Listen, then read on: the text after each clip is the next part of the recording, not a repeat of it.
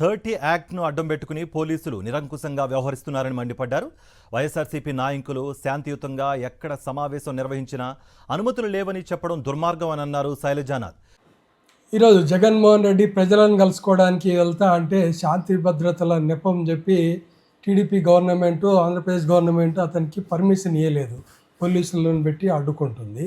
మరి ఇదే పని జగన్మోహన్ రెడ్డి చేసినప్పుడు చంద్రబాబు నాయుడు గారిని అరెస్ట్ చేస్తే పవన్ కళ్యాణ్ విజయవాడ వస్తుంటే ఆపితే శాంతి భద్రతలకు ఆటంకం కలుగుతుందని ఆపితే ఆ రోజు పవన్ కళ్యాణ్ గారు ఏం మాట్లాడారో మీరే చూడండి. మీలో అది భాగం, అది వాళ్ళ రోడ్లో నుంచి ఇళ్లలోంచి బయటికి రాకూడదు అనుకుంటే ఎట్లా?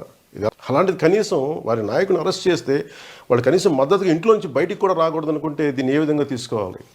దీన్ని ఖచ్చితంగా రాజకీయ కక్ష సాధింపు క్రమంగానే దీన్ని చూస్తున్నాం. మరి వీడియో చూశారు కదా, అప్పుడు అట్లా మాట్లాడి ఇప్పుడు జగన్మోహన్ రెడ్డి గారు ప్రచారాలు చేసుకుంటా అంటే ప్రజలను కలుస్తా అంటే శాంతి భద్రతలు అడ్డొస్తాయని చెప్పి మరి ఎందుకు ఆపుతున్నారు ఇప్పుడు వీళ్ళు?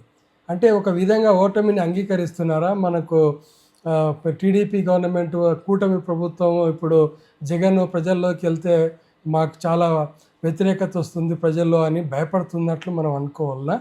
ఇది కరెక్టేనా? మరి మరి పవన్ కళ్యాణ్ ఎక్కడున్నాడు ఈరోజు?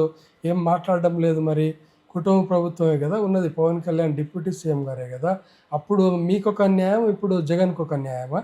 ఇది కరెక్ట్ కాదు కదా. ప్రజాస్వామ్యంలో ఎవరికైనా వాళ్ళ స్వేచ్ఛ ఉంటుంది కదా, ప్రజలను కలుసుకోవడానికి ఎప్పుడైనా స్వేచ్ఛ ఉంటుంది. మీరేమన్నా నిరంకుశత్వంగా పాలిస్తున్నారా? ఆంధ్రప్రదేశ్ను పాలించాలనుకుంటున్నారా?